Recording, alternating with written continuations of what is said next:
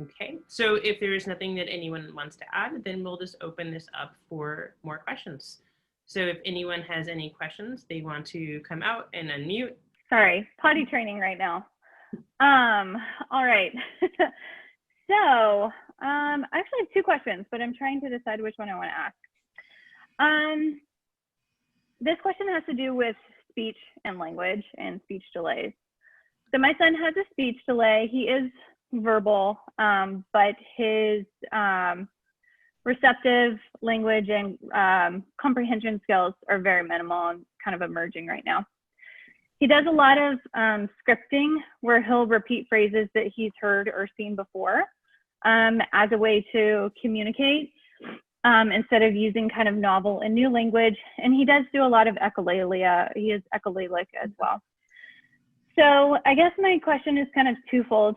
The first part is,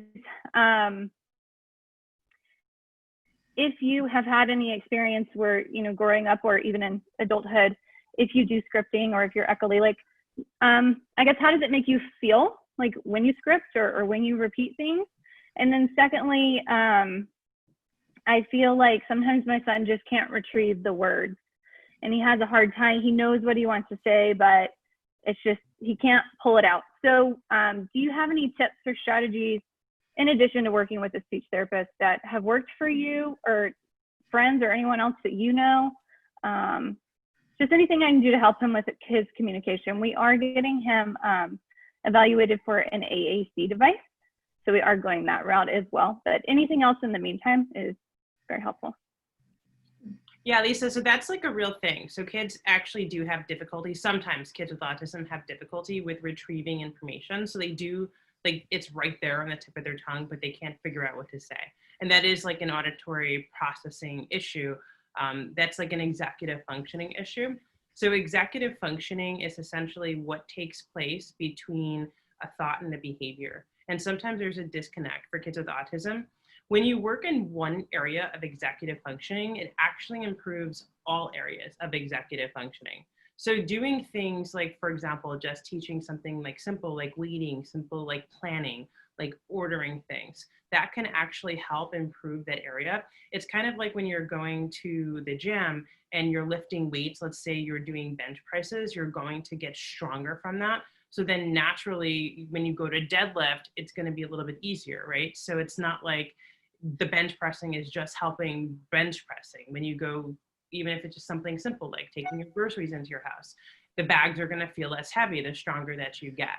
So helping really with executive functioning in one area will help with that as well. A strategy I can help to give you is to teach using what's called intraverbals. So a lot of times we teach with like asking questions. So you'll say, you know, what's your name? That's, or what do you see? And you'll have, let's say I'm holding a cup up and say, what do you see? And it's a cup, right? So the child would say cup. Well, they're always relying on that visual being present. So they're making less of a connection for what you said, and they're relying more on what they see and what you said. And so kids with autism tend to be very visual. Actually, most learners tend to be very visual. But for kids with autism, they have a harder time focusing on what you're saying. So taking the visual away is helpful, but it may be very abstract. Like if you say like, what color is the sky? And there's no sky present, it may be very abstract. So using something that we call like just basically a fill-in, a verbal fill-in, like ready, set, go. So you can say something like the sky is, and he can say blue. So teaching a verbal fill-in, it is a little bit scripted, but it actually will help children to learn to respond on what you're saying versus what they're seeing, and it's going to strengthen that skill.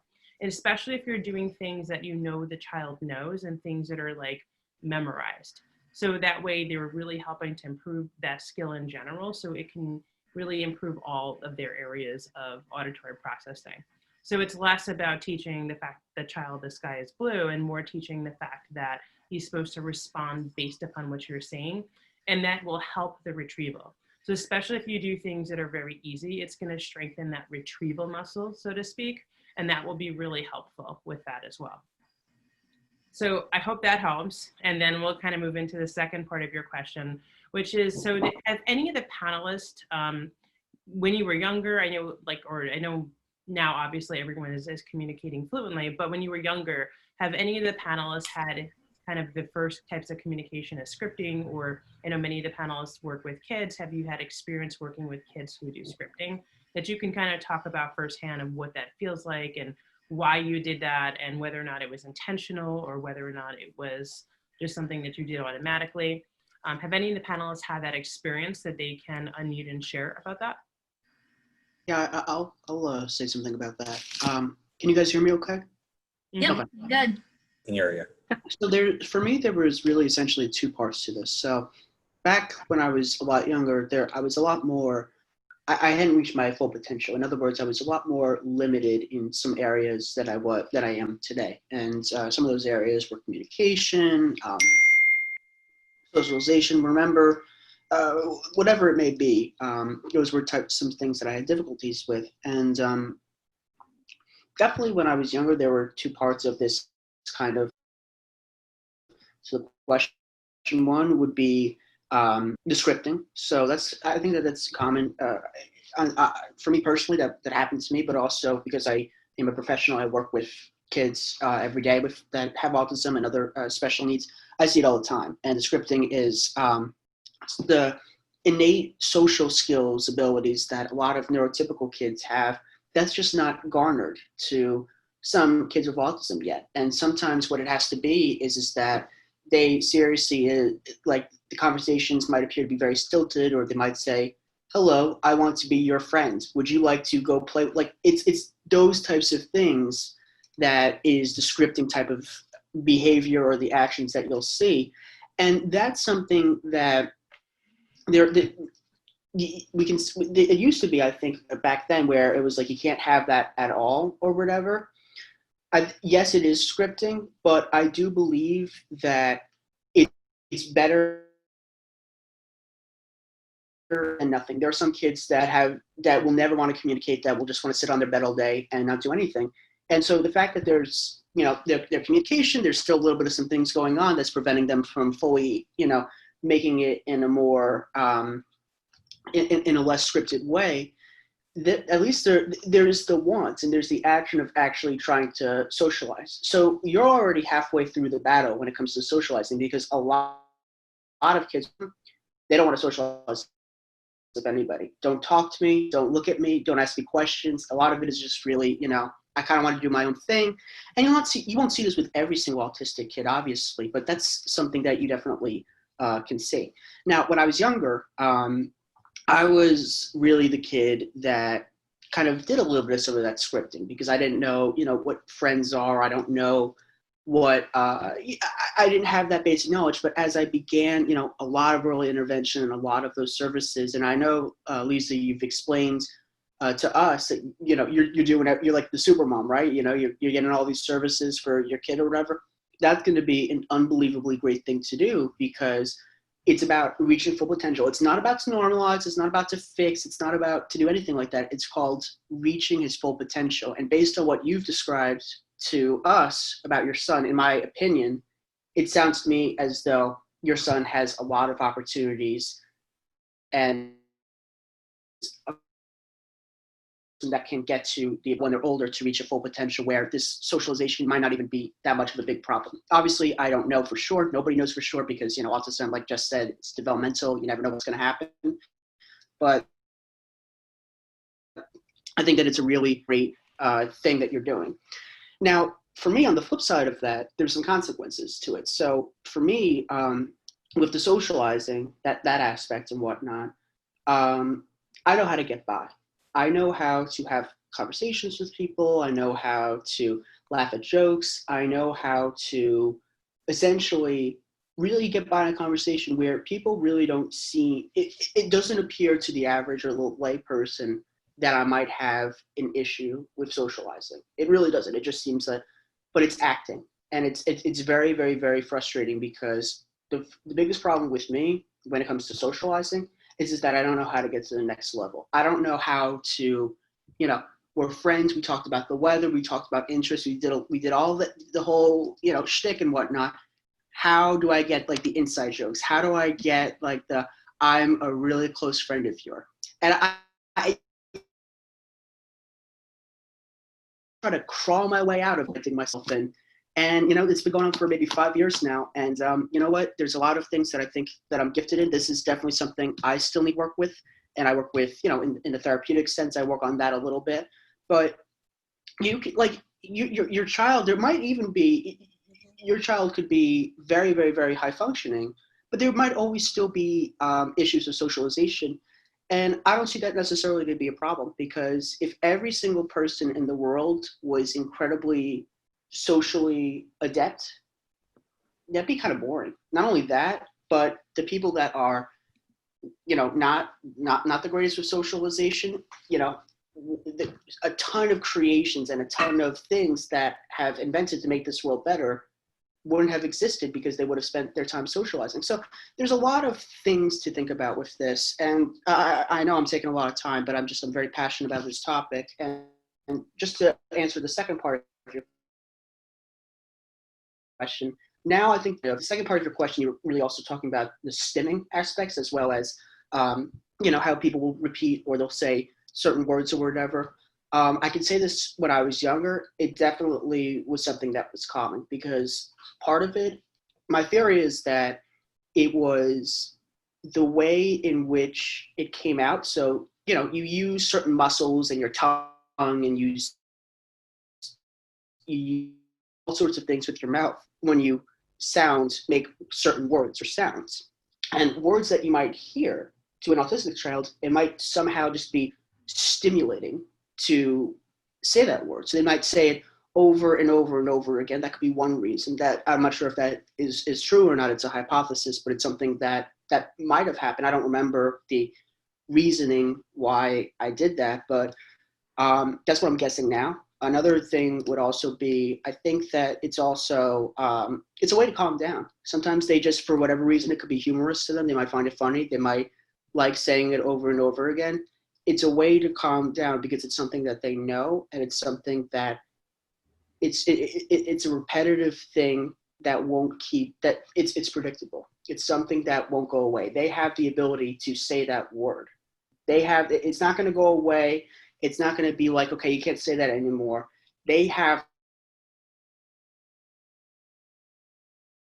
and the ability, let's say as a mom said, stop saying that word, they'll still say it in their head. That's the thing. So that's always going to be something where you're never going to take away from the kid. And that's something that is empowering, I think, for some kids. And I think it's also something that's calmed down.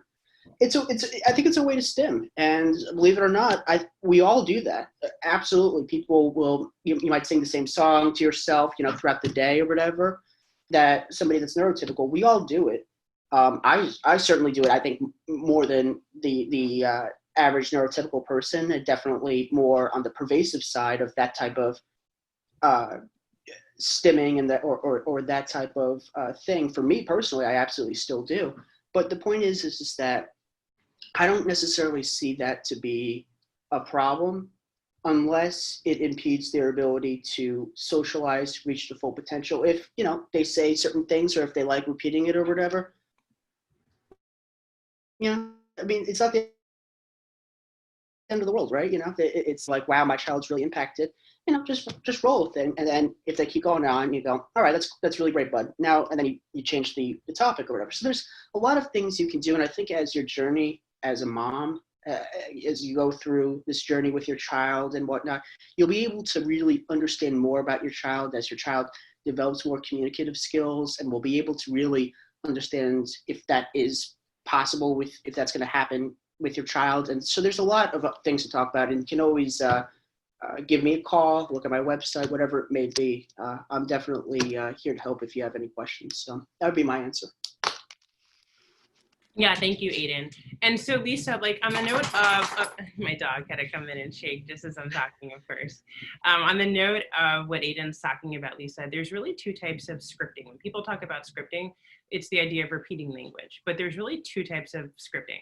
There's the scripting that is considered stereotypy or stimming, which is non-communicative scripting, meaning that a child is not attempting to communicate. They're just repeating words or phrases that might be, they're just, maybe they're like Aidan said, they're nervous or they're happy or they're excited or they're sad or scared, something where they're just repeating their favorite scene of a TV show because for whatever reason it feels good, it makes them happy. And then there's the idea, the type of scripting when it comes to communicative scripting. Such a hard word to say, communicative, not communicative, or communicative scripting, which is the idea that children are communicating, and they're attempting to communicate it with memorized language. And so it sounds very rote and very robotic, but it is an attempt to communicate. So when scripting is done that way, it's really because there's different parts of the brain that are involved with speech and language development. Some children have an easier time recalling information and an easier time with memory than they do with initiating speech. So there's really different parts of the brain. You can kind of think about it like a circuit, and the different parts of the brain, different hemispheres are communicating with each other in order to make language. A lot is involved at the brain level.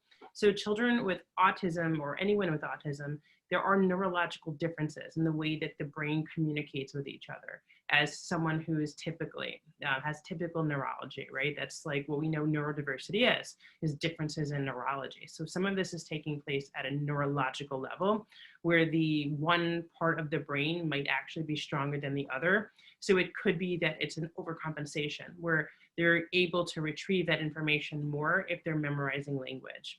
And if that's the case, really, like I said, if you're teaching like very natural language and in multiple ways, it will help, and you're helping with that executive functioning skills.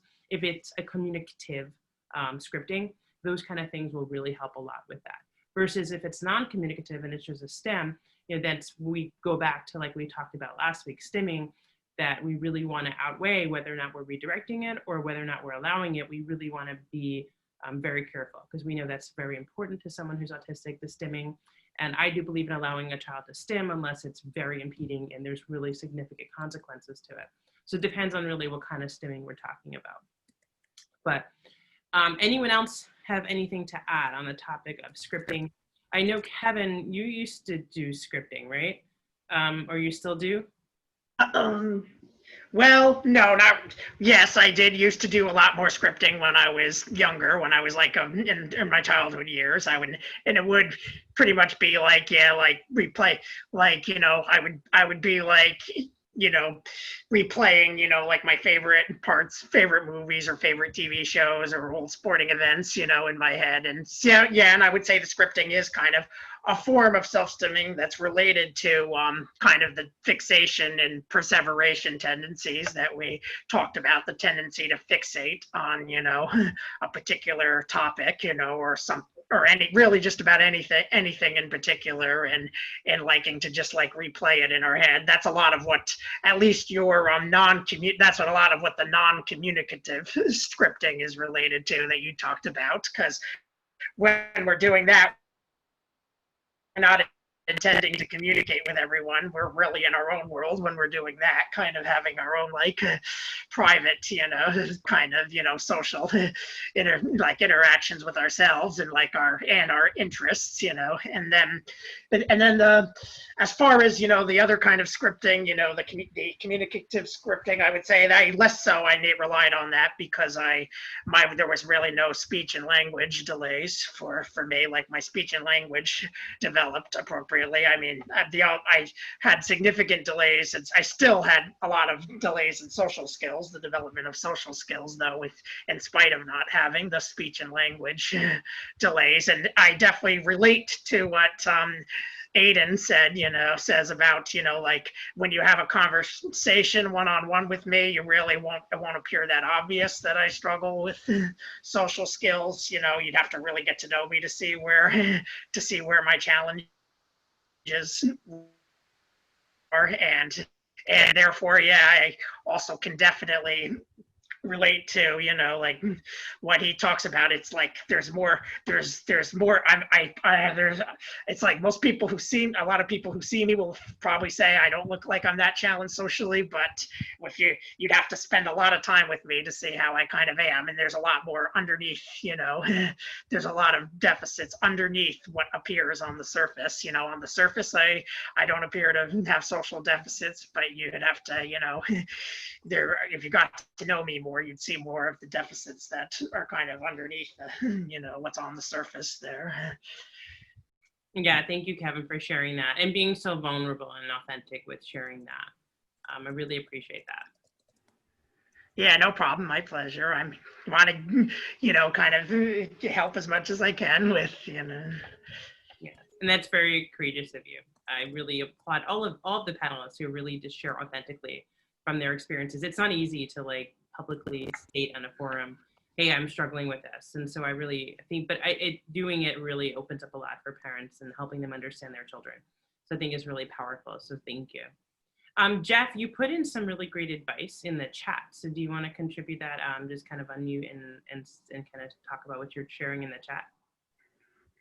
Well, I think the importance of, I think scripting is very helpful when it comes to dealing with speech delays. I remember when I was growing up, we would watch Disney movies, and I would, I would kind of repeat the characters were saying stuff. But I mean, there's a good time to say scripted things, and there's a time when there's not. Like for an example, like it's not okay to script when you're in a library or a movie theater because you obviously, can't be talking loudly. And sometimes, and then the other thing is sometimes kids will watch a scene from like a random show that contains an inappropriate moment, like something that they probably shouldn't be watching. Like I know, for example, there was a moment in like The Simpsons, like they would just watch a random clip from The Simpsons, and like one of the characters would maybe, say a D word or, any other kind of, bad word. And in the kid's mind, it's okay to put that in the script. However, they need to, if they put it in their script, then they're going to repeat it over and over again when it comes to like, in public and, being around family. Because, because when kids watch television, they'll script, and that's when that's what will fuel their echolalia.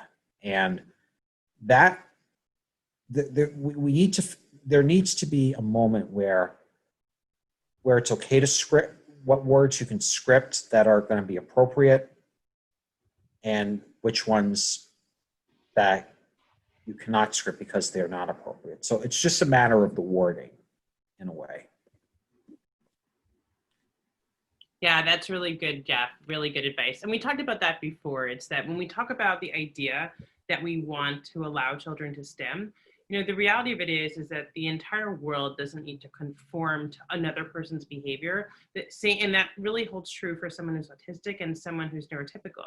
We shouldn't expect someone who's autistic to conform to our behavior, but that also isn't a license for somebody to behave however they want in a public situation when it may not be appropriate, right? So it's like at the library, if the expectation is that everyone's quiet, the expectation is that everyone's quiet. That shouldn't necessarily change to accommodate the fact that someone wants a script, because then it's disruptive to people that are there to study when it's a quiet time.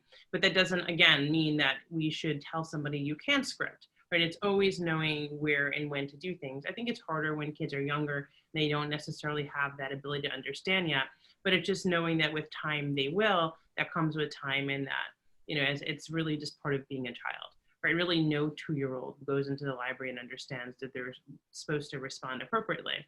So, really, and like, again, developmentally, a typical child might figure that out by 4, and as someone who's autistic may figure that out by 8. It is what it is. Eventually, that's what you work towards, knowing that along the way, there's going to be stepping stones along the way.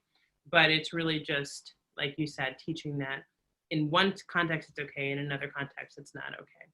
So Lisa, I'm reading can I read out loud what you put in the chat? So Lisa says her son will say a phrase from a movie or previous conversation, and he uses it in the correct context. And it may not make 100%. Yeah, and Lisa, what that comes from, that's like that communicative stimming. So Lisa's saying that her son may be having a conversation, and let's say they're talking about, I'm just gonna make this up, like apples. And so maybe he starts singing from Apples and Bananas, the song. I'm just making up an example of something I've seen other kids do. It may be because he knows he's supposed to talk about apples, but he's having a hard time with initiating language. And that again comes from the fact that there may be a deficit in that part of their brain that controls initiating language, but his memory might be good. So he's just pulling whatever he can about apples and putting it into the conversation. And that is maybe, and that's just really a lack of an ability to create social language yet. And so that will just come over time, and really working with the speech therapist, working with your behavior therapist, and really using strategies, like I said, the interverbals, answering very discrete questions, that'll help improve that. Because that's really a brain communication issue. When it's like communicative scripting, it means that the child doesn't know what to say. So they're just retrieving whatever they remember about the topic and inserting it. So it like sort of makes sense. Like it's about the same thing relatively, but it doesn't really make sense in the context. It's because they're just doing the best they can to create whatever language they have, but they don't know how to create language. So they're just remembering previous language and they're just inserting it there. So that's what's happening in that context. And again, like that will change over time. That is something that's like a developmental issue where once this child develops better speech and language skills, they'll stop doing that. That's not a choice where they're just kind of saying, okay, well, I'm just going to decide I'm going to start singing apples and bananas when we're talking about apples. It's just that's all they can do at that point. But what they can do will change over time, and they'll progress and they'll be able to get past that. So don't worry about that being a long-term behavior. And just really, like I said, working on those, like answering questions, like, and the interverbal strategies will help to get past that. So anyone else have anything they want to add on that topic we didn't talk about? Actually, I do. So, right after, like when I said my first word when I was 6 years old, I actually had some time where I had echolalia. I think I said it right, but I'm not sure if I did. But yeah. So I did have some time where I had and stuff because it was just for me developing speech and everything. And I had intensive speech therapy. What Jessica, you were saying about with the communicative scripting, I believe, because it was like where whenever I would be at, like the questions were asked like how was my weekend and stuff, I couldn't recall like anything. Like it was like for me processing wise was very slow. Like I just like if a question came on and stuff, like my memory would just be like blank. Like nothing came to me yet at all. So like with language wise, it took some time to like work on and everything. So like, yeah, like Jessica was saying, the questions and stuff, like building on like the question and the fillers and stuff slowly like helped, and keep building on with that, just like helped me wise with how language for me would come out and stuff, and with eventually having those fillers away that I would be able to just communicate like my thoughts more in order than it should be. So that's in my case and stuff, but yeah, that's just how it happens for me. Yeah, Michelle, and that happens to a lot of people. So language actually naturally develops in 4 stages. So first, children learn to ask for things because it's very motivating. And it's typically one word, and it's like bubbles or even ba, right? Like, for example, like something very simple. They're asking for milk, mom, dad, up, baba, whatever it is, open. They're asking for one word things that are really motivating. The second things kids learn to do is repeat language. Those are called echoics. So technically it's called a mand. It's called an echoic, meaning they're echoing language. That's easier, right? Because you hear it and you say it exactly what you hear. And then the third thing is tacting. That's responding to what you see or smell or taste in your environment. So it may be yummy, or like when a kid looks and says airplane and points to the sky, or that would be the third stage of language is tacting. The fourth stage of language is interverbals, which is really just where a child's creating their own language based upon what another person said with no visual present. That's the fourth stage of language development. So if children have a language delay, they may get to that fourth stage more slowly. And it may take time to get to that fourth stage. And sometimes kids that are autistic will jump and they'll learn things out of order as well, depending upon if their neurology is different. Some things may be easier or harder for them. So they may go out of order from the typical development, but typically kids learn language in those 4 stages. So I see Joe is putting something in the text.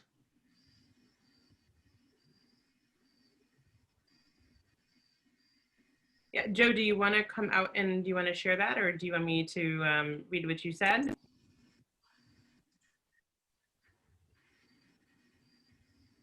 You prefer not to?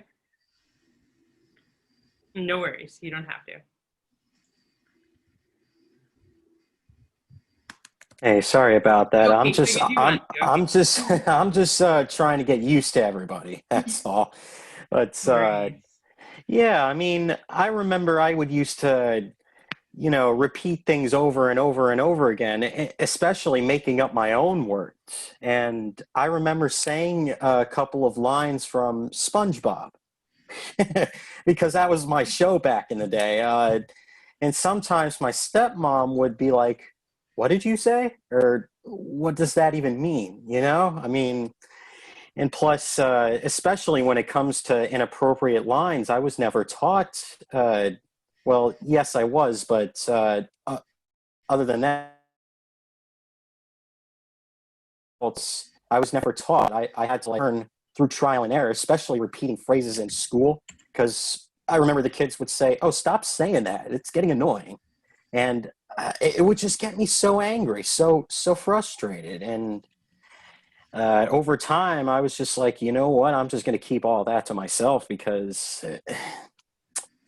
yeah, I mean, I just didn't want to annoy people, I just kept it all to myself and, just learned it that way.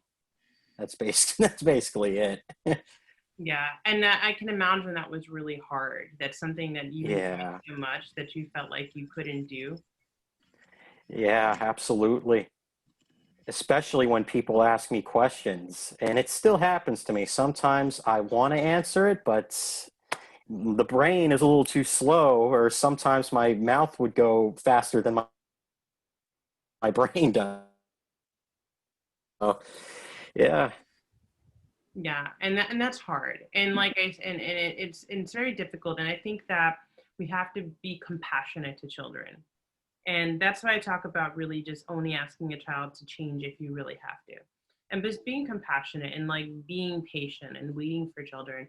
And when you hear them scripting, again, especially if it's in the context of like they're saying the wrong thing, but they're trying to communicate, give them the appropriate language and, tell them like, "Oh, I love that, we're talking back to the apples example. I love that, we're talking about apples." And, that I remember listening to that song too. I'm so glad you brought that up.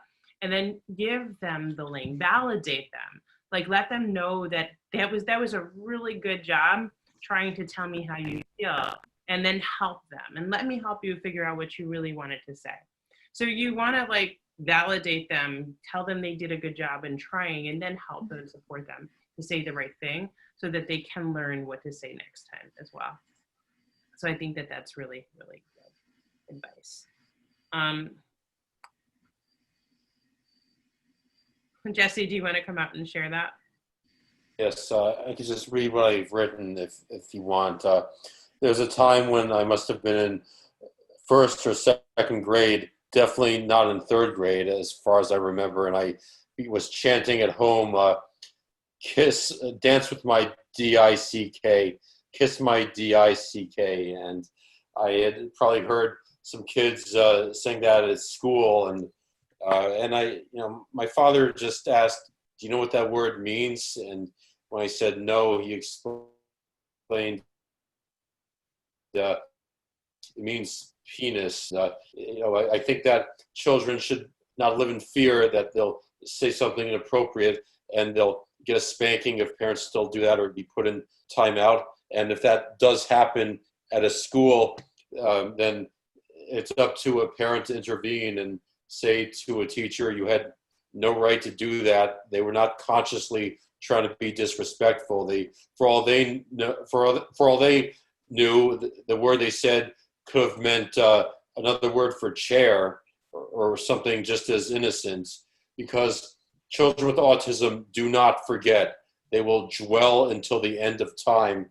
And for all we know, that experience can be so traumatic that a child will be terrified of taking chances forever. I mean, the reason speaking of trauma, the reason I wear my watch like a hula hoop around my wrist is because I was yelled at quite badly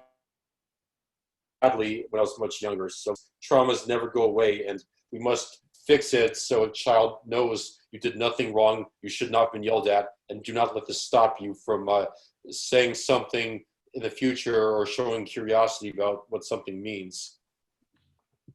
Yeah, absolutely, Jesse. I mean, we don't want to ever, like, when a child, especially when a child's learning to talk, you really don't want to tell them to stop talking, especially like if they're, and I always tell parents all the time, is that if you discourage language, your child's going to stop talking. You want your child to learn to talk. So give them appropriate language, but don't discourage them for trying to use language, especially when you know that they probably don't fully understand how to use language appropriately. Kids are going to make mistakes, especially when they, like I said, they're learning how to use language appropriately. Sometimes they will use it appropriately and sometimes they won't. And it's use that as a teaching opportunity, not as an opportunity to make them wrong about it. Right. So really and if a child is brutally disciplined in school to the point where it's traumatic, then that mother bear instinct must come out, and the parent should say something like, if you ever do that to my child again when they do not consciously know what they're saying, then not even God himself can protect you from my unrelenting wrath, and I will come after you. Not literally. I'm not saying they should literally say that. I've just heard that line from a movie, and I've always wanted to say it out loud.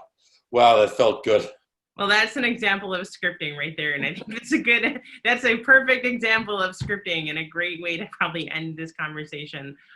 There you go. There is scripting in action, Lisa, of what it looks like. And even when someone's in their 30s. And I'm glad, Jesse, that you validated the fact that you really don't want to go after somebody. But I really hope this was helpful tonight. I'm grateful for everyone who comes on here every week. If you want to come and on the show, we do this every week. I'm laughing at Jesse still. He's got me tongue twisted. Jesse, I love your sense of humor. If you want to come on this show live every week, you can register. If you're watching this on YouTube, you can register at my website, hopeeducationservices.com. You can come on every Tuesday night. We do this 8 p.m. Eastern time, and you can get your questions answered by asking the panel your questions. If you enjoyed this video, if you want to just comment on YouTube what your takeaway is, we would appreciate that. That way we can just know how we're helping and serving you. We really love to hear from you guys. And if you have a question and you want to send it in, but you can't get on live, you can email me. Just head over to my website, again, hopeeducationservices.com. Fill out that form, put your question on there, and I'll make sure it gets answered and you can just see it on YouTube. So have a great evening, everyone. Thanks for being on here, and we'll see you next week.